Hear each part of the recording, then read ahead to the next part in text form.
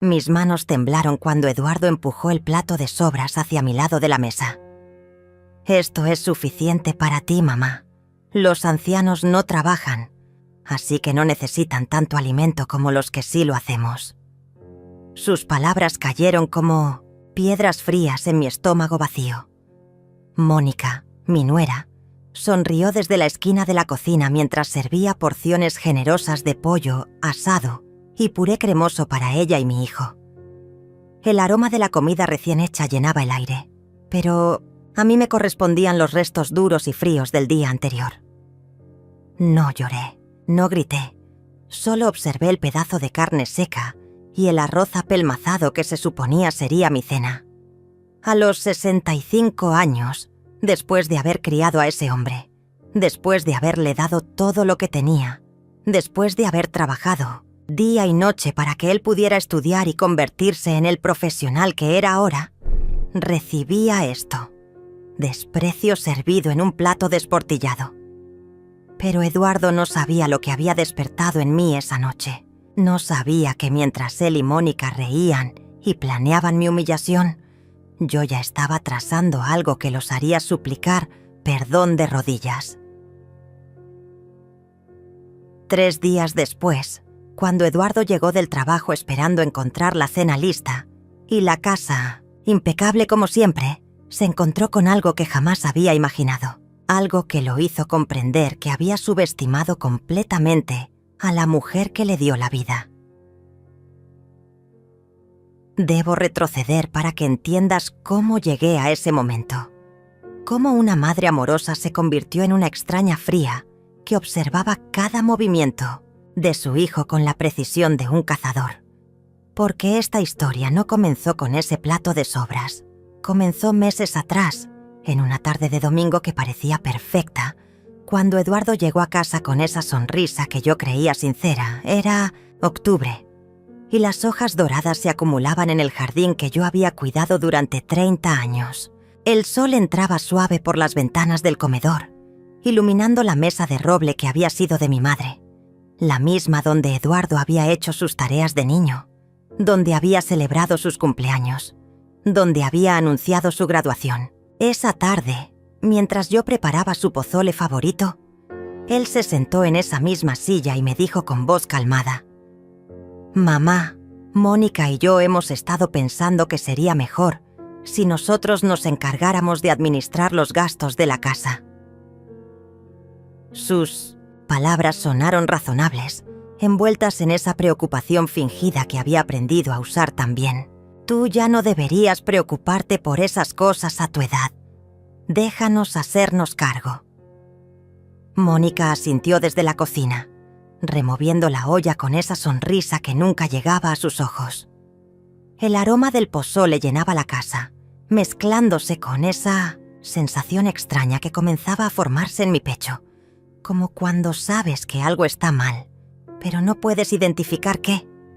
Debí haber prestado atención a los detalles, a cómo Eduardo evitaba mi mirada cuando hablaba de dinero, a cómo Mónica había comenzado a revisar mis cuentas del supermercado con esa expresión calculadora, a cómo ambos suspendían sus conversaciones cuando yo entraba a la habitación. Pero yo era Teresa, la madre confiada, la mujer que había dedicado su vida entera a esa familia y que jamás había imaginado que su propio hijo pudiera verla como una carga. «Está bien, hijo», le dije esa tarde, mientras servía el pozole en los platos hondos que había comprado para celebrar su primera comunión. «Si crees que es lo mejor». Y así, sin saberlo, firmé mi propia sentencia. Porque Eduardo y Mónica no querían ayudarme a administrar los gastos. Querían controlarme completamente. Los cambios fueron graduales, casi imperceptibles. Primero fue el supermercado. «Mamá, nosotros nos encargamos de hacer las compras. Tú solo dinos qué necesitas». Luego fueron las facturas. «No te preocupes, por pagar nada, nosotros lo manejamos todo». Después mi tarjeta de crédito. «Es mejor que la mantengamos nosotros, por seguridad». Al principio parecía una bendición. Eduardo llegaba del trabajo y me preguntaba si necesitaba algo del supermercado.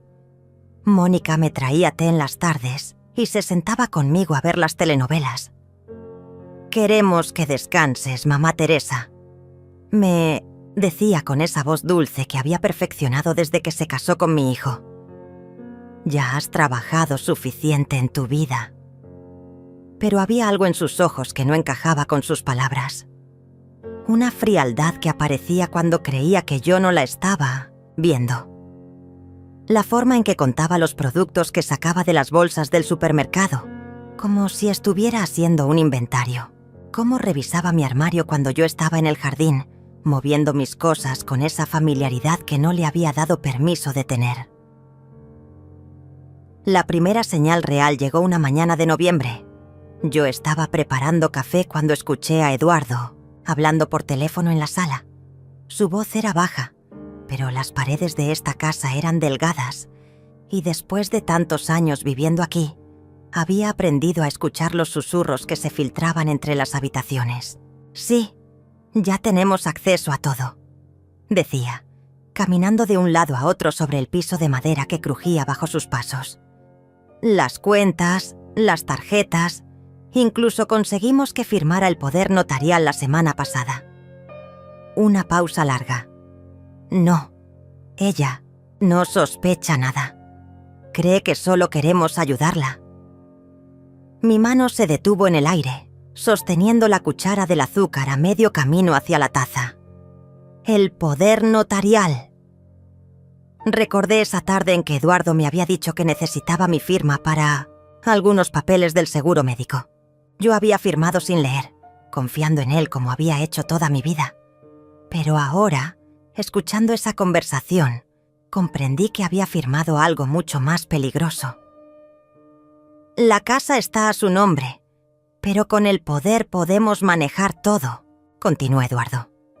«Si la situación se complica, siempre podemos decir que ya no está en condiciones de tomar decisiones por sí misma». El café se derramó sobre el mostrador cuando mi mano comenzó a temblar. Mónica apareció en la cocina en ese momento, con esa sonrisa automática que había ensayado durante meses.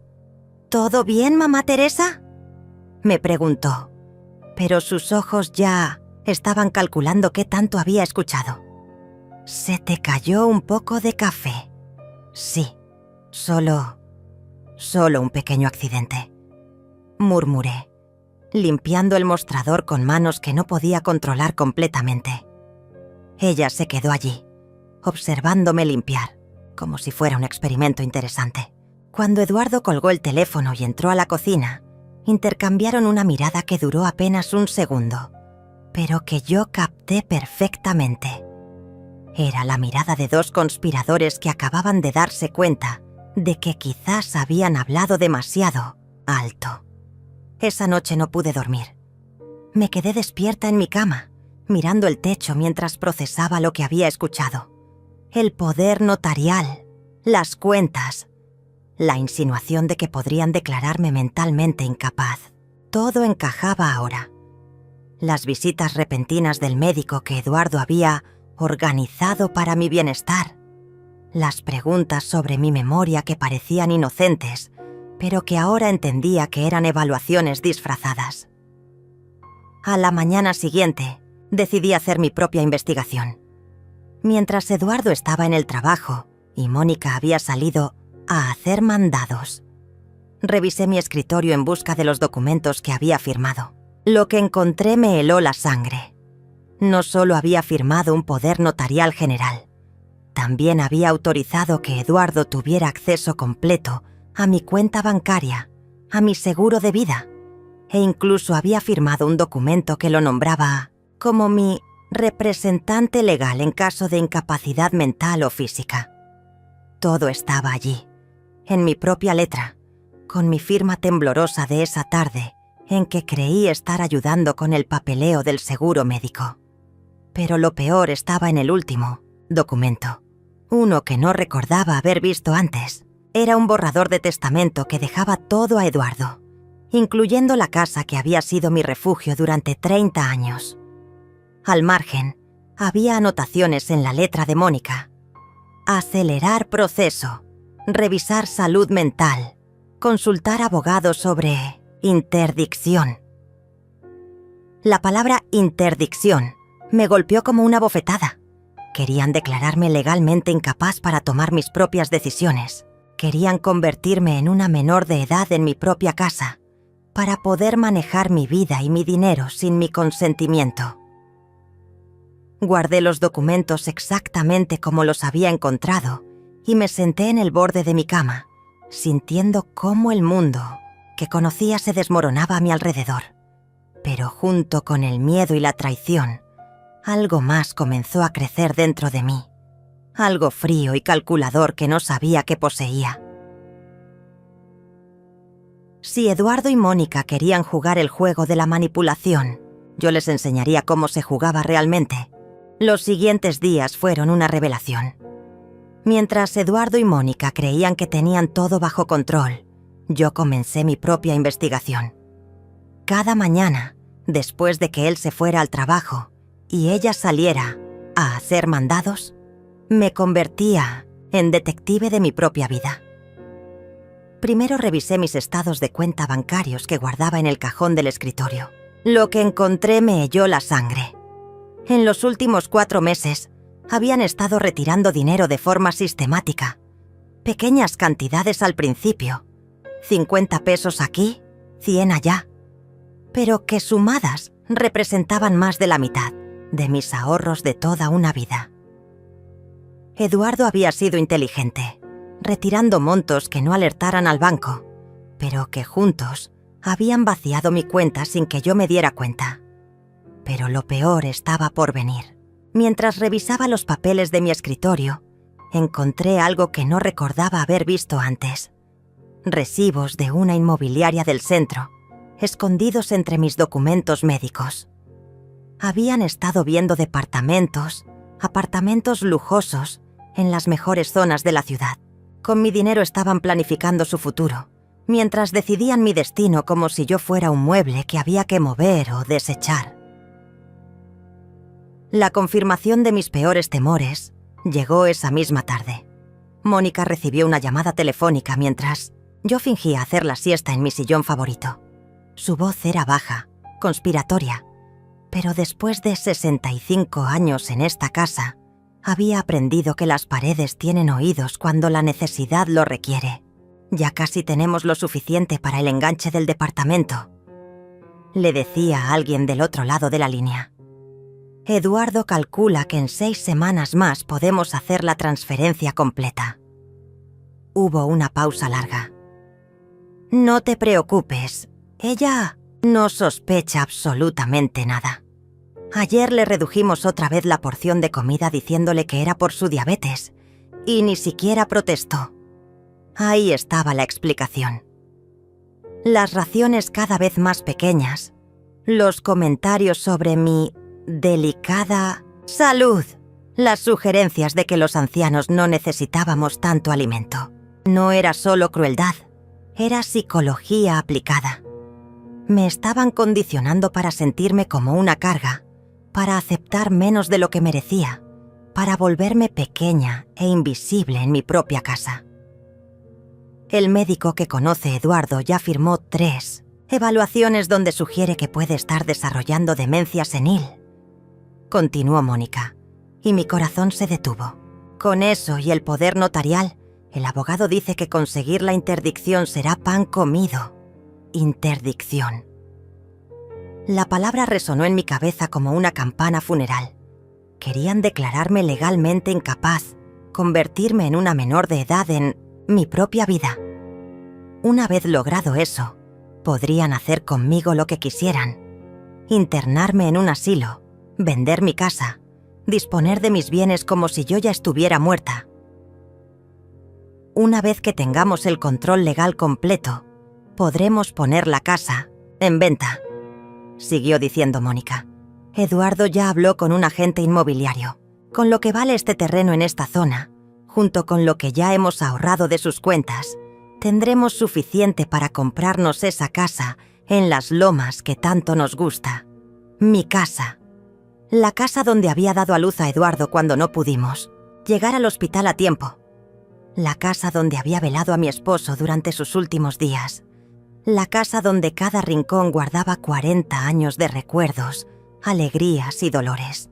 Querían venderla como si fuera una mercancía cualquiera. Pero lo que más me partió el alma fue la frialdad con que Mónica hablaba de mi destrucción. Como si yo fuera simplemente un obstáculo en su camino hacia la riqueza. Como si mi vida no valiera más que los números en una cuenta bancaria. Esa noche cenamos en silencio. Eduardo me sirvió una porción ridículamente pequeña de sopa, mientras él y Mónica compartían un pollo entero con guarniciones. «Tienes que cuidar tu peso, mamá», me dijo con esa voz condescendiente que había perfeccionado. «El doctor dice que a tu edad el sobrepeso puede ser peligroso». Yo asentí sumisamente, tomando cucharadas diminutas de un caldo que apenas tenía sabor, mientras por dentro algo comenzaba a despertar. Algo frío, calculador, que llevaba décadas dormido. Si Eduardo y Mónica creían que podían manipular a una anciana indefensa, estaban a punto de descubrir lo equivocados que estaban. Al día siguiente, mientras ellos salían a ver departamentos, ahora entendía todas sus salidas misteriosas. Yo comencé a hacer mis propias llamadas. La primera fue a mi hermana Lorena, que vivía en Puebla, y a quien no había visto en meses, porque Eduardo siempre inventaba excusas para cancelar las visitas familiares. «Teresa, hermana, qué sorpresa», me dijo con esa calidez que había extrañado, desesperadamente. «Eduardo me dijo que habías estado muy delicada y que era mejor no molestarte con visitas». Otra mentira más. Otra forma de aislarme, de controlar quién podía verme y hablar conmigo. Pero ahora yo sabía la verdad, y la verdad era mi nueva arma. «Lorena, necesito contarte algo muy grave», le dije, verificando que Eduardo y Mónica realmente se hubieran ido. «Y necesito que me ayudes con algo que podría salvar lo que queda de mi vida». La conversación con mi hermana Lorena fue reveladora. Cuando le conté lo que estaba sucediendo, su silencio del otro lado de la línea me confirmó que ella también había sospechado algo. «Teresa, hace meses que Eduardo me dice que estás muy confundida, que a veces no reconoces a las personas, que tienes episodios de pérdida de memoria», me dijo con voz preocupada. «Incluso me sugirió que no te mencionara nuestras conversaciones porque te alterabas mucho». Otra pieza del rompecabezas encajó en su lugar. Eduardo no solo me había aislado físicamente, sino que había estado construyendo una narrativa sobre mi supuesta demencia con toda la familia. Cada pariente, cada amigo cercano, había recibido la misma historia. Teresa estaba perdiendo la razón. Era mejor no molestarla. Cualquier cosa extraña que dijera era producto de su confusión mental. «Lorena, escúchame muy bien», le dije con una claridad que hacía meses no sentía. «Voy a necesitar que vengas a visitarme sin avisar. Dentro de 3 días, el viernes por la tarde. Y cuando Eduardo trate de explicarte por qué no debería estar aquí, quiero que observes muy cuidadosamente todo lo que dice». Mi segunda llamada fue al licenciado Víctor Morales, el abogado que había manejado el testamento de mi esposo años atrás, un hombre íntegro de la vieja escuela, que conocía a mi familia desde hace décadas. Si alguien podía ayudarme a entender exactamente en qué problema legal me habían metido, era él. «Señora Teresa, qué gusto escuchar su voz», me dijo cuando logré comunicarme. «¿En qué puedo ayudarla?» «Licenciado Víctor, necesito que revise urgentemente algunos documentos que firmé hace unas semanas. Creo que me han engañado gravemente». Le expliqué la situación en términos generales, sin dar nombres todavía. Su respuesta me heló la sangre. «Señora Teresa, lo que me describe suena a un caso de abuso patrimonial sistemático. Si realmente firmó un poder notarial general sin entender sus alcances, ¿Y si han estado manipulando evaluaciones médicas para justificar una futura interdicción? Estamos hablando de algo muy serio. ¿Qué tan serio?, pregunté, aunque parte de mí ya conocía la respuesta. Si logran la interdicción, usted perdería todos sus derechos legales. No podría tomar decisiones sobre su dinero, su casa, incluso sobre su propia atención médica. Sería como convertirse en menor de edad otra vez, pero sin la protección que tienen los menores. Esa noche, durante la cena, observé a Eduardo y Mónica con ojos completamente nuevos. Cada gesto, cada palabra, cada mirada entre ellos era parte de una actuación cuidadosamente ensayada. Eduardo me preguntó cómo me sentía, si había tomado mis medicinas, si recordaba haber comido el desayuno. Preguntas diseñadas para hacer que yo misma dudara de mi lucidez. «Mamá, ayer me dijiste que habías visto a papá en el jardín», me dijo con esa voz suave que usaba cuando quería que Mónica fuera testigo de algo. «¿Lo recuerdas?» Yo nunca había dicho eso. Mi esposo había muerto hace 5 años y jamás había tenido alucinaciones sobre él. Pero Eduardo siguió insistiendo, preguntándome detalles sobre esa conversación imaginaria, mientras Mónica asentía con preocupación fingida y hacía comentarios sobre lo preocupante que era mi estado. Era una trampa perfecta. Si yo negaba haber dicho eso, dirían que no recordaba mis propias palabras. Síntoma de demencia. Si seguía la corriente, confirmaría que tenía alucinaciones. Otro síntoma de demencia. No importaba cómo respondiera. Siempre tenían una forma de hacer que pareciera que estaba perdiendo la razón. Pero esa noche también hice un descubrimiento que cambiaría todo. Mientras ellos veían televisión en la sala, fingí ir al baño, pero en realidad entré a su habitación. En el buró de Mónica encontré una libreta pequeña, escondida bajo algunos papeles. Era un registro detallado de todo lo que habían hecho en los últimos meses. 15 de septiembre. Teresa firmó poder notarial. No leyó documento completo. 22 de septiembre. Primer retiro grande de su cuenta. 15.000 pesos. 28 de septiembre. Visita médico Dr. Ramón Silva. Evaluación favorable para nuestros propósitos. 5 de octubre. Teresa preguntó por sus estados de cuenta. Eduardo le dijo que se habían perdido en correos. 12 de octubre. Reducimos porciones de comida. Justificación. Salud delicada. Página tras página de mi humillación sistemática, documentada como si fuera un experimento científico. Pero lo más revelador estaba en las últimas entradas. 20 de octubre. Contacto con Casa de Retiro San José. Precios y disponibilidad para diciembre. 25 de octubre. Abogado confirma que con 3 evaluaciones médicas más podemos proceder con interdicción. 30 de octubre. Teresa cada vez más sumisa.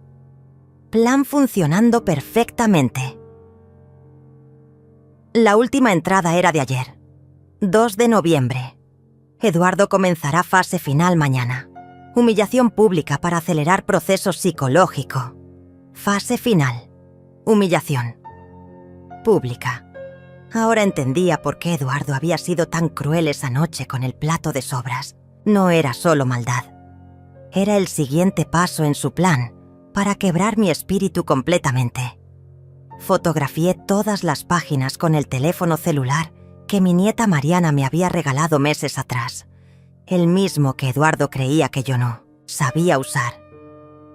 Cada entrada, cada fecha, cada detalle de su conspiración contra mí quedó registrado en imágenes que ellos jamás sospecharían que existían. Cuando regresé a la sala, Eduardo me miró con esa sonrisa falsa que había perfeccionado. ¿Todo bien, mamá? ¿Te tardaste mucho? Sí, hijo. Respondí con la voz más dócil que pude simular. Solo que a mi edad todo toma más tiempo. Mónica rió como si hubiera dicho algo entrañable, pero yo vi cómo intercambiaron esa mirada de satisfacción. Creían que me tenían exactamente donde querían, humillada, aislada, dudando de mi propia cordura. Lo que no sabían era que acababan de despertar a la mujer que había sobrevivido a la pobreza, que había criado a un hijo sola durante años, que había cuidado a un esposo enfermo sin ayuda de nadie. La mujer que llevaba décadas fingiendo ser más débil de lo que realmente era, porque así era como las mujeres de mi generación habíamos aprendido a sobrevivir. Pero el tiempo de fingir debilidad había terminado. Era hora de recordarles a Eduardo y Mónica que habían subestimado completamente a la mujer equivocada. Al día siguiente comenzó lo que Eduardo había llamado en su libreta la fase final. Llegó del trabajo con esa expresión seria que había ensayado frente al espejo y se sentó frente a mí en la mesa del comedor como si fuera a darme una noticia médica grave. «Mamá, Mónica y yo hemos estado hablando con el doctor Silva sobre tu condición», comenzó, usando ese tono condescendiente que había perfeccionado para estas ocasiones. «Él está muy preocupado por los episodios de confusión que has estado teniendo. Episodios que yo jamás había tenido, pero que ellos habían estado inventando y documentando cuidadosamente. Mónica apareció en la cocina con una carpeta llena de papeles, como si fuera una enfermera presentando un expediente médico. «Mira, mamá Teresa», me dijo, extendiendo varios documentos sobre la mesa. «Aquí están las evaluaciones del doctor. Él recomienda que consideremos algunas opciones para tu bienestar». Las opciones eran folletos coloridos de casas de retiro, lugares con nombres tranquilizadores como Villa Serena y Hogar Dulce Atardecer, llenos de fotografías de ancianos sonrientes en jardines perfectos. Pero yo sabía que detrás de esas imágenes idílicas se escondía el destino que Eduardo había planeado para mí: desaparecerme de su vida para siempre. «Por supuesto, no es algo que tengamos que decidir inmediatamente», dijo Eduardo, pero sus ojos brillaban con esa urgencia contenida que había aprendido a reconocer. «Pero el doctor dice que mientras más tiempo esperemos, más difícil será la transición para ti». Era una obra de teatro perfectamente ensayada. Eduardo interpretaba al hijo preocupado, Mónica a la nuera comprensiva, y yo debía hacer el papel de la anciana confundida que acepta sumisamente su destino. Pero por primera vez en meses, no seguí el guión que habían escrito para mí. «Hijo», les dije con una voz más firme de la que había usado en semanas, «¿podrías traerme mi libreta de teléfonos? Me gustaría llamar al doctor Silva para hacerle algunas preguntas directamente». La expresión de Eduardo cambió instantáneamente. Una sombra de pánico cruzó su rostro antes de que pudiera controlarse. «Mamá, no creo que sea necesario molestarlo. Ya hablamos con él esta mañana y...» «Insisto», dije, manteniendo esa nueva firmeza en mi voz. «Si voy a tomar una decisión tan importante sobre mi vida, quiero escuchar la opinión médica directamente del doctor». Mónica y Eduardo intercambiaron una de esas miradas cargadas de significado. En ese momento supe que el doctor Silva o no existía, o había estado colaborando con ellos a cambio de dinero. No había evaluaciones reales, no había diagnósticos médicos legítimos. Todo era una farsa construida para justificar lo que ya habían decidido hacer conmigo. «El doctor está muy ocupado, mamá», insistió Eduardo. «Además, ya tienes cita con él la próxima semana. Podemos hablar de todo entonces». Pero yo ya no estaba jugando su juego. «Entonces esperaremos hasta después de esa cita para tomar cualquier decisión», dije con una finalidad que los tomó por sorpresa. «No hay prisa, ¿verdad?». El silencio que siguió fue revelador. Eduardo y Mónica habían planeado que yo aceptara inmediatamente, que me sintiera tan abrumada y confundida que simplemente cediera a su presión. Mi resistencia no estaba en su guión. Esa noche, mientras ellos susurraban en su habitación sobre cómo manejar mi inesperada terquedad, yo puse en marcha la fase más importante de mi propio plan. Llamé a mi nieta Mariana, la única persona en la familia que verdaderamente me conocía y que podía ver a través de las mentiras de su padre. «Abuela, qué alegría escucharte», me dijo con esa voz joven que siempre llenaba mi corazón de esperanza. «¿Cómo estás? Hace semanas que papá dice que no te sientes bien para recibir visitas». «Mariana, cielo, necesito pedirte un favor muy importante», le dije, bajando la voz para asegurarme de que Eduardo y Mónica no pudieran escucharme. «¿Podrías venir a visitarme mañana por la tarde, sin avisar a tu papá? Es muy importante». «Por supuesto, abuela. ¿Pasa algo malo?» «Todo lo contrario, mi niña. Está a punto de pasar algo muy bueno, pero necesito que seas mis ojos y mis oídos en algo que va a suceder». Al colgar el teléfono, sentí una calma extraña apoderarse de mí. Durante meses había estado reaccionando a los movimientos de Eduardo y Mónica, dejándome llevar por su ritmo, cayendo en sus trampas. Pero ahora, por primera vez, yo iba a ser quien controlara el siguiente movimiento del juego. La mañana siguiente llegó con esa luz dorada de noviembre, que siempre me había gustado. Eduardo se fue al trabajo como siempre, pero no sin antes recordarme que pensara cuidadosamente en las opciones que me habían presentado. Mónica se quedó en casa, supuestamente para acompañarme, pero yo sabía que en realidad estaba ahí para vigilarme y asegurarse de que no hiciera llamadas telefónicas comprometedoras. Lo que ninguno de los dos sabía era que yo ya había hecho todas las llamadas necesarias. El licenciado Víctor vendría esa tarde, media hora antes de que Mariana llegara. Mi hermana Lorena estaba en camino desde Puebla y llegaría justo cuando Eduardo regresara del trabajo. Y yo había preparado una sorpresa que ninguno de ellos vería venir. Porque si Eduardo y Mónica creían que podían humillarme públicamente como parte de su fase final, estaban a punto de descubrir que dos podían jugar el mismo juego.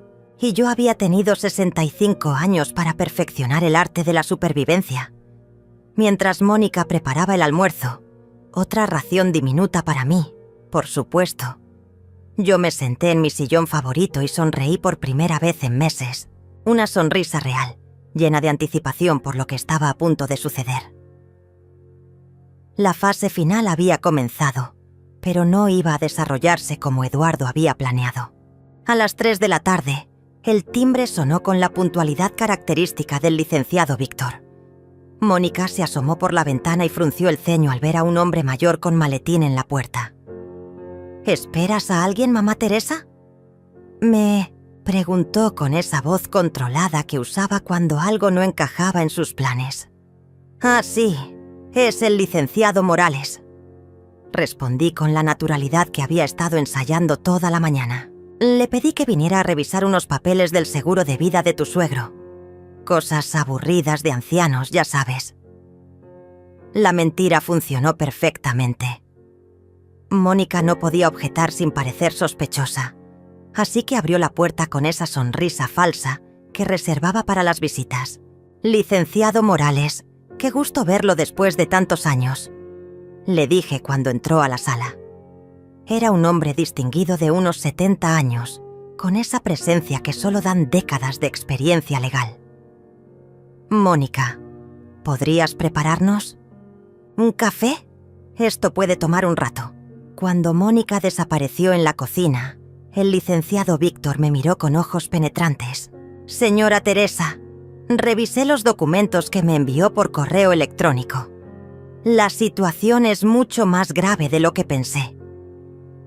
En voz baja, me explicó que el poder notarial que había firmado era tan amplio que prácticamente le daba a Eduardo control total sobre mi vida.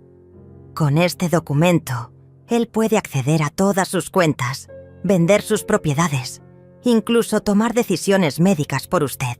Y si logran una declaración de interdicción, será irreversible. ¿Qué puedo hacer?, le pregunté mientras escuchaba a Mónica trajinar en la cocina, probablemente tratando de escuchar nuestra conversación. «Lo primero es revocar ese poder Notarial inmediatamente. Tengo los documentos preparados, solo necesita firmarlos. Lo segundo es asegurar sus cuentas bancarias antes de que puedan vaciarlas completamente. Y lo tercero, hizo una pausa significativa, es conseguir evidencia de que la han estado manipulando deliberadamente. Ya tengo esa evidencia, le susurré, mostrándole discretamente las fotografías que había tomado de la libreta de Mónica en mi teléfono. Los ojos del licenciado se agrandaron mientras revisaba las imágenes. Señora Teresa, esto es abuso patrimonial documentado por los propios perpetradores.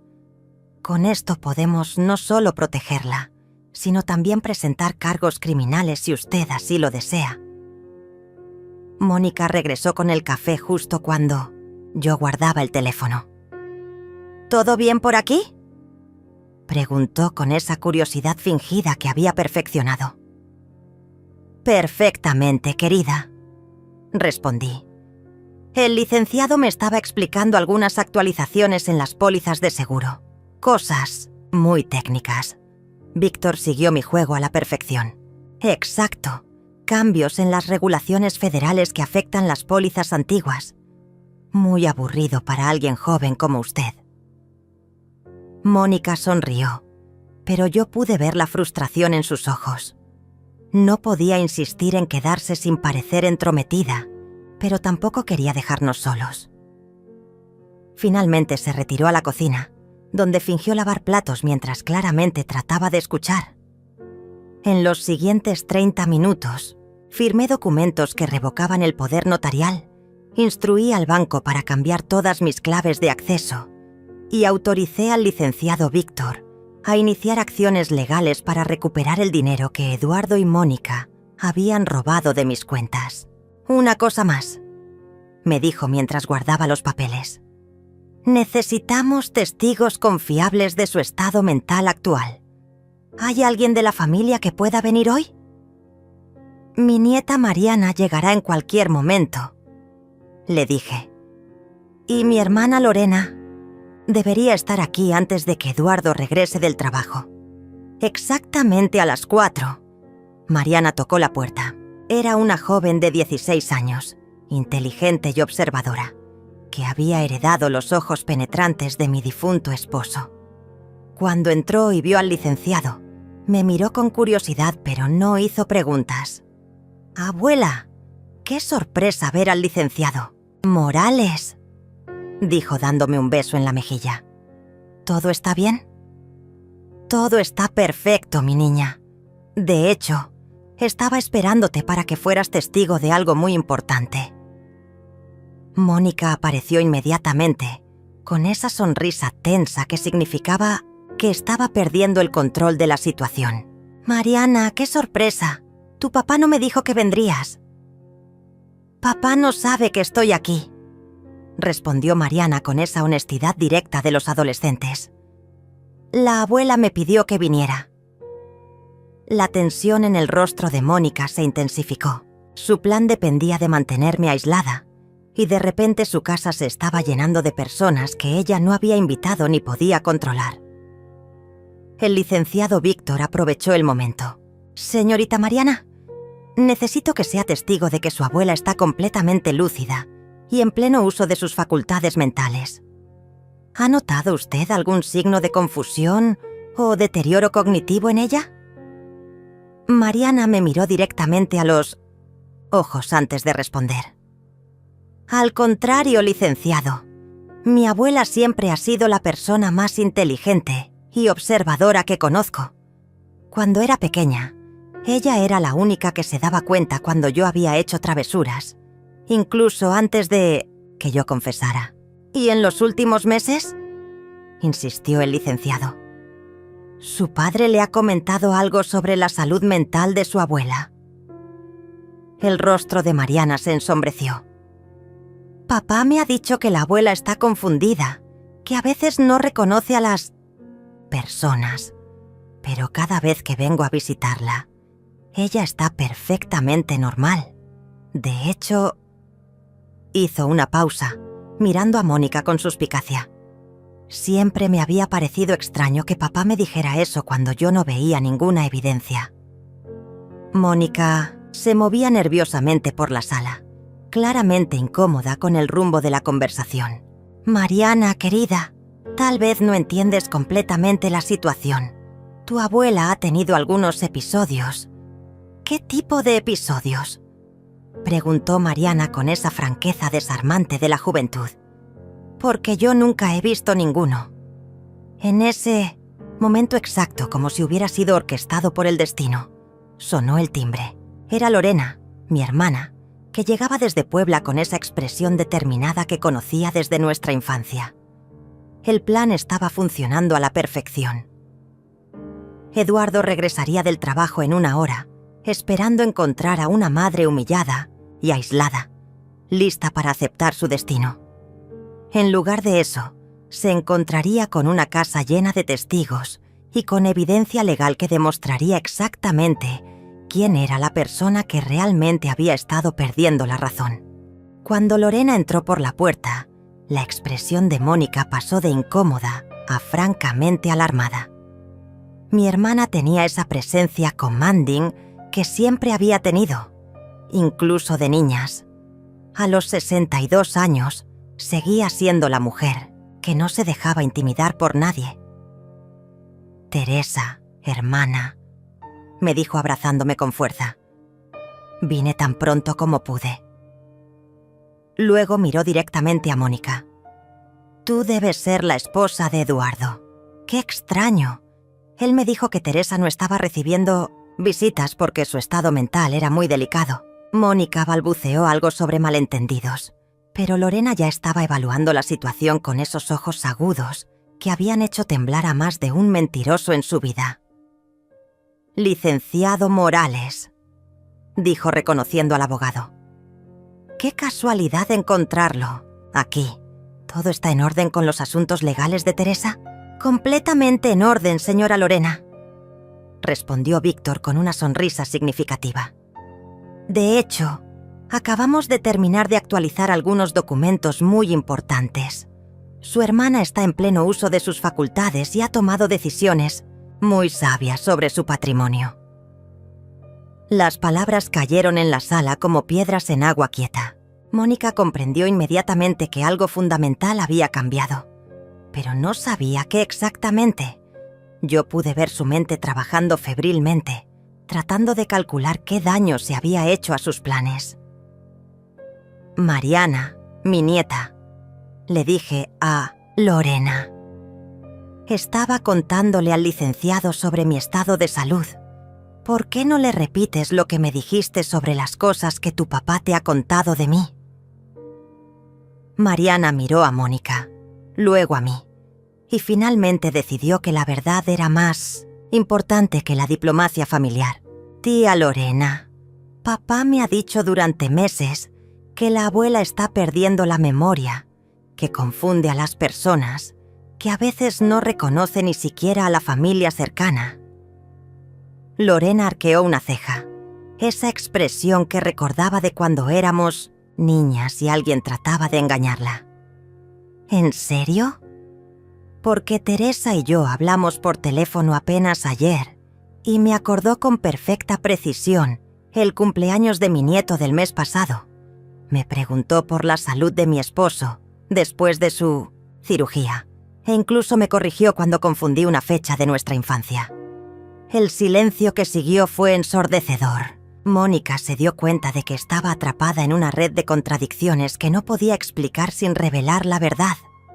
«Además», continuó Lorena con esa voz calmada que siempre usaba antes de asestar el golpe final, «me resulta muy curioso que Eduardo me haya dicho que Teresa no debe recibir visitas porque se altera mucho, cuando claramente está perfectamente tranquila y lúcida con toda esta gente en su casa». En ese momento, escuchamos el sonido del carro de Eduardo llegando a la entrada. Mónica se puso visiblemente pálida. Su esposo regresaría esperando encontrar una situación controlada, y en lugar de eso se enfrentaría a una sala llena de personas que acababan de desmantelar meses de mentiras cuidadosamente construidas. ¡Qué perfecto!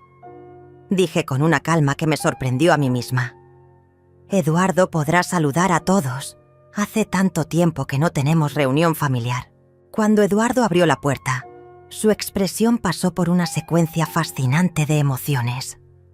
Primero sorpresa al ver tantos carros en la entrada, luego confusión al entrar y encontrar la sala llena, después alarma al reconocer al licenciado Morales, y finalmente algo que se acercaba al pánico cuando vio las caras serias de todos los presentes.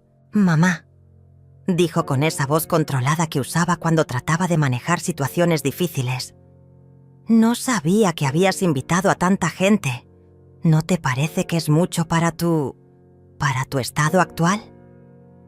«Mi estado está perfecto, hijo», respondí, con una serenidad que él claramente no esperaba. «De hecho, acabo de tomar algunas decisiones muy importantes sobre mi vida y quería que toda la familia estuviera presente». Eduardo miró a Mónica buscando alguna explicación, pero ella solo pudo ofrecerle una mirada de desesperación. El licenciado Víctor se levantó de su silla con la formalidad de alguien que está a punto de cambiar vidas para siempre. «Señor Eduardo», dijo con voz profesional, «me da mucho gusto verlo después de tantos años. Su madre me pidió que viniera hoy para revocar el poder notarial que usted tiene sobre sus asuntos». Las palabras golpearon a Eduardo como un martillo. Su rostro perdió todo el color y por un momento pareció que no podía procesar lo que había escuchado. «¿Revocar?», murmuró. «Pero mamá, ese poder es para tu protección. El doctor dice que...» «¿Qué doctor?», interrumpió Lorena con esa voz cortante que recordaba de nuestra juventud. «Porque me gustaría mucho conocer a este médico que diagnostica demencia sin que el paciente muestre ningún síntoma». Mariana se acercó a mí y tomó mi mano. «Abuela, ¿es verdad que papá tenía control sobre tu dinero?» «Tenía, mi niña. Pasado, ya no». Eduardo se acercó a mí con esa expresión desesperada que usaba cuando era niño y había roto algo valioso. «Mamá, no entiendes lo que estás haciendo. Ese poder notarial es para tu seguridad. Sin él, cualquier persona podría aprovecharse de ti. Como tú te has estado aprovechando de mí durante meses», dije con una claridad que cortó el aire, como un cuchillo. La sala se sumió en un silencio absoluto. Eduardo y Mónica intercambiaron una mirada de pánico puro. El juego había terminado, y ellos acababan de darse cuenta de que habían perdido completamente, pero lo mejor estaba por venir, porque esta confrontación era solo el comienzo de la lección que estaba a punto de enseñarles sobre lo que sucede cuando subestimas a una mujer que ya no tiene nada que perder. Eduardo se sentó pesadamente en el sofá, como si sus piernas hubieran dejado de sostenerlo. «Mamá, creo que hay un malentendido muy grande aquí», dijo con esa voz que usaba cuando trataba de controlar el daño. «Todo lo que hemos hecho ha sido por tu bienestar». «¿Mi bienestar?», repetí sacando mi teléfono celular. «¿Te refieres a esto?». Deslicé las fotografías de la libreta de Mónica en la pantalla y se la mostré a toda la sala. Eduardo se inclinó para ver y su rostro se descompuso completamente cuando leyó las primeras líneas. «Teresa cada vez más sumisa. Plan funcionando. Perfectamente», leí en voz alta. «Contacto con Casa de Retiro San José. Precios y disponibilidad para diciembre». Lorena arrancó el teléfono de mis manos y siguió leyendo. «Reducimos porciones de comida. Justificación. Salud delicada». ¿En serio, Eduardo? ¿Estuvieron documentando cómo torturar a tu madre? Mónica finalmente encontró su voz. Eso no es lo que parece. Yo estaba llevando un registro médico para ayudar a los doctores. ¿Qué doctores?, preguntó el licenciado Víctor con esa voz fría que usaba en los tribunales. Porque he estado revisando los registros médicos de la señora Teresa y no hay ninguna evaluación oficial que justifique una declaración de incapacidad mental. Mariana había tomado el teléfono y estaba leyendo más entradas. «Eduardo, comenzará fase final mañana. Humillación pública para acelerar proceso psicológico». Miró a su padre con una expresión que nunca le había visto. «Papá, ¿qué significa esto?» «Significa», dije levantándome de mi silla con una dignidad que hacía meses no sentía, «que tu padre y su esposa han estado planeando robarme todo lo que tengo y encerrarme en un asilo para quedar con mi casa. Y mi dinero». Eduardo se puso de pie bruscamente. «Eso no es cierto. Mamá, tú no estás pensando claramente. El estrés te está afectando».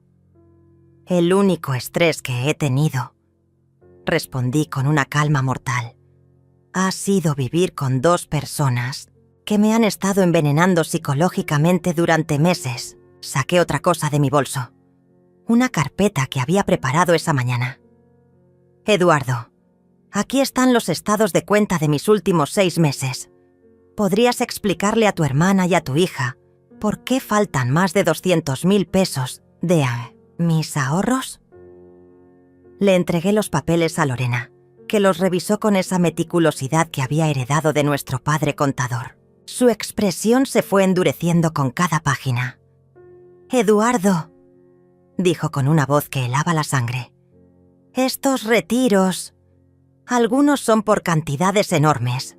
¿Qué compraron con 50.000 pesos el 15 de octubre?» Eduardo balbuceó algo sobre gastos médicos, pero Mónica lo traicionó sin querer. «Ese era el enganche del departamento», murmuró, y luego se tapó la boca horrorizada al darse cuenta de lo que había dicho. «¿Qué departamento?», preguntó Mariana con esa voz aguda que usaba cuando estaba realmente enojada. El silencio que siguió fue revelador. Eduardo y Mónica se dieron cuenta de que ya no podían seguir mintiendo. Las evidencias eran demasiado claras, los testigos demasiado numerosos, y sus propias palabras los habían traicionado. «Miren», dijo Eduardo finalmente, con esa desesperación de alguien que sabe que está perdido. «Tal vez tomamos algunas decisiones apresuradas, pero todo era por el bien de mamá. Ella no puede seguir viviendo sola a su edad». «¿Viviendo sola?», exploté, y por primera vez en meses dejé que mi verdadera rabia saliera a la superficie. «Eduardo, tú vives en mi casa, comes mi comida, usas mi electricidad y mi agua. Yo no vivo en tu casa, tú vives en la mía». La verdad cayó sobre la sala como un rayo. Lorena se volteó hacia Eduardo con incredulidad. «Espera, ¿tú no tienes casa propia? Él y Mónica han estado viviendo aquí desde que se casaron», expliqué. «Les dije que podían quedarse mientras ahorraban para su propia casa. Eso fue hace 3 años». Mariana miró a su padre como si lo viera por primera. «¿Ves? Papá, has estado viviendo de la abuela todo este tiempo». «No es así de simple», comenzó Eduardo, pero yo lo interrumpí. «No es así de simple. Eduardo, durante 3 años yo he pagado la comida, los servicios, las reparaciones de la casa. He lavado su ropa, limpiado lo que ensucian, cocinado para ustedes todos los días. Y como pago, planeaban robarme mi dinero y encerrarme en un asilo». El licenciado Víctor carraspeó. «Señora Teresa, con la evidencia que tenemos aquí, podríamos presentar cargos criminales por abuso patrimonial, fraude y conspiración. ¿Desea que proceda con eso?». Eduardo se puso pálido. «Mamá, por favor, somos familia. No puedes hacer eso». «¿Familia?», repetí, y mi voz sonó extraña incluso para mí misma. «Eduardo, la familia no humilla, la familia no roba, la familia no conspira para destruir a sus propios miembros». Me acerqué a él, este hombre de 42 años que una vez había sido mi bebé, y lo miré directamente a los ojos. «Pero tienes razón en una cosa. No voy a presentar cargos criminales. Voy a hacer algo mucho peor. La expresión de Eduardo pasó de alivio a confusión. ¿Qué quieres decir? Sonreí por primera vez en meses, pero no era una sonrisa cálida. Era la sonrisa de alguien que había aprendido a ser más inteligente que sus enemigos. Quiero decir que mañana por la mañana, ustedes dos van a descubrir exactamente lo que se siente quedarse sin nada. A las 8 de la mañana siguiente, Eduardo y Mónica despertaron con el sonido de voces en el jardín. Cuando miraron por la ventana, encontraron algo que jamás habían imaginado. Un camión de mudanzas estacionado frente a la casa y 2 hombres subiendo muebles que reconocieron inmediatamente. Bajaron corriendo las escaleras y me encontraron en la cocina, tomando café tranquilamente mientras supervisaba el operativo que había estado planeando toda la noche. «Mamá, ¿qué está pasando?», preguntó Eduardo con esa voz aguda que usaba cuando el pánico lo consumía. «Buenos días, hijo», respondí con una calma que contrastaba brutalmente con su desesperación. «Estoy mudándome». «¿Cómo que te estás mudando? Esta es tu casa». «Exacto, es mi casa, y como es mía, puedo hacer con ella lo que quiera». Tomé otro sorbo de café, disfrutando cada segundo de su confusión. «Y lo que quiero es venderla». Mónica apareció en la cocina con el cabello revuelto y esa expresión de alguien que acaba de despertar en una pesadilla. «No puedes vender la casa, mamá Teresa. Nosotros vivimos aquí». «Vivían», la corregí suavemente. «Pasado. El licenciado Víctor ya contactó a una inmobiliaria. La casa se pone en venta esta tarde». Eduardo se dejó caer en una silla, pero se levantó inmediatamente cuando se dio cuenta de que los trabajadores estaban llevándose esa silla también. «Pero mamá, ¿a dónde vas a ir? ¿Cómo vas a vivir?» «Oh, yo ya tengo todo resuelto», dije con una sonrisa que había estado guardando para este momento. «Compré un apartamento precioso cerca del centro. 2 habitaciones, vista al parque, muy bien iluminado. Lo pago de contado con el dinero que ustedes no lograron robarme». «¿De contado?», murmuró Mónica, y pude ver en sus ojos que estaba calculando cuánto dinero seguía teniendo, dinero que ellos habían planeado heredar. «Sí, querida. Resulta que cuando recuperé el control de mis cuentas, descubrí que soy considerablemente más rica de lo que ustedes creían. Esas inversiones que hice con el dinero del seguro de vida de mi esposo han crecido bastante en estos años. La verdad era que nunca había sido pobre. Solo había vivido modestamente porque así me habían educado. Pero Eduardo y Mónica habían asumido que una anciana viuda no podía tener recursos significativos. Su avaricia los había cegado a la realidad. «Pero mamá», insistió Eduardo con esa voz de niño que solía usar cuando quería algo, «¿qué vamos a hacer nosotros? No tenemos a dónde ir. Estoy segura de que lo resolverán». Respondí con esa misma indiferencia que él había usado conmigo durante meses. «Al fin y al cabo, ustedes son adultos jóvenes, trabajadores, no como los ancianos que no trabajan y por eso no merecen comida fresca». Eduardo se estremeció al escuchar sus propias palabras repetidas. Mónica comenzó a llorar, pero no eran lágrimas de arrepentimiento. Eran lágrimas de rabia por haber perdido lo que consideraban suyo por derecho. «Además», continué, levantándome para supervisar cómo empacaban mis fotografías familiares, «Mariana va a venir a vivir conmigo». «¿Qué?», gritó Eduardo. «No puedes llevarte a mi hija». «No me la llevo», dije con calma. «Ella pidió mudarse conmigo. Aparentemente, después de escuchar todo lo que ustedes planeaban hacerme, decidió que prefiere vivir con su abuela loca que con su padre ladrón». Era cierto. Mariana había llegado esa mañana temprano con una maleta y esa determinación feroz que había heredado de las mujeres de nuestra familia. «Abuela», me había dicho, «quiero vivir contigo. Papá me da asco».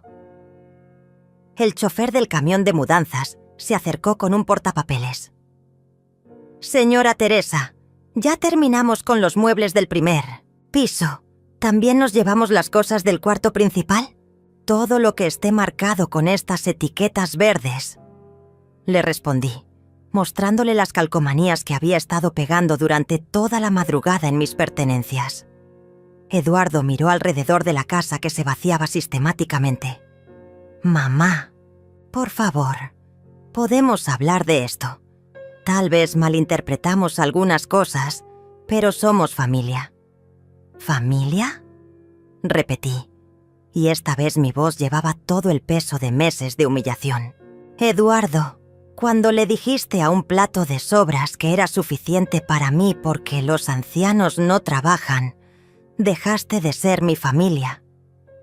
Me dirigí hacia la puerta, donde Mariana me esperaba con una sonrisa orgullosa. «Pero no te preocupes, hijo, te voy a dejar algo». Eduardo y Mónica me siguieron hasta el porche, donde los trabajadores estaban subiendo la última carga al camión. «Les dejo esta hermosa casa vacía, que podrán disfrutar hasta que el nuevo propietario tome posesión. Calculo que eso será en unas 3 semanas, según me dijo la agente inmobiliaria». «¿Y después qué?», preguntó Mónica con esa desesperación que finalmente mostraba su verdadero rostro. «Después», dije subiendo al carro donde me esperaba Mariana, «aprenderán lo que se siente empezar de cero a los 40 años. Lo mismo que me querían obligar a hacer a mí a los 65. Bajé la ventanilla para decir las últimas palabras que les dirigiría en mucho tiempo. «Ay, Eduardo, una cosa más. Ayer cambié mi testamento. Mariana hereda todo. Tú no heredas ni un peso». Mientras nos alejábamos, pude ver en el espejo retrovisor a Eduardo y Mónica parados en el porche de la casa vacía, rodeados de las consecuencias de su propia avaricia. 3 meses después, estoy sentada en la terraza de mi nuevo apartamento, tomando té y viendo el atardecer sobre el parque. Mariana está estudiando en la mesa del comedor y de vez en cuando me pregunta sobre sus tareas de historia. La paz que siento es algo que había olvidado que existía. Eduardo me ha llamado 17 veces. No he contestado ninguna. Mónica me envió una carta larga explicando que todo fue un malentendido. La tiré sin leerla completamente. Esta mañana, mientras regaba las plantas de mi jardín interior, sonreí recordando algo que mi madre solía decirme. «Teresa, nunca permitas que nadie te haga sentir pequeña en tu propia vida». Me tomó 65 años entender completamente lo que quería decir. Pero cuando finalmente lo entendí, descubrí que nunca es demasiado tarde para recordarle al mundo quién eres realmente. Ellos nunca más tocaron mi nombre, y yo nunca más volví atrás.